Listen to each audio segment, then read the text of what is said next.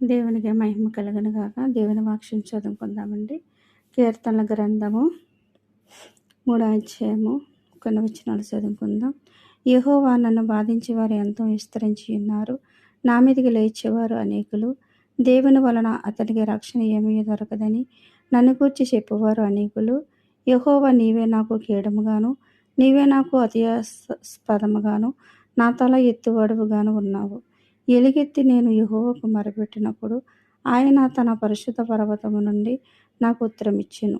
యెహోవా నాకు ఆధారము కావున నేను పండుకుని నిద్రపోయి మేలుకొందును. 10,000 మంది దండెత్తి నా మీదకు వచ్చి మోహరించినను నేను భయపడను. యెహోవా లెమ్ము, నా దేవా నన్ను రక్షింపుము. నా శత్రువులందరినీ దవడ ఎముకల మీద కొట్టువాడవు నీవే, దుష్టుల పళ్ళు విరగొట్టువాడవు నీవే. రక్షణ యెహోవాదే, నీ ప్రజల మీదకి నీ ఆశీర్వాదము వచ్చునుగాక. ఆమేన్. దేవుడు మాటలు దీవించునుగాక.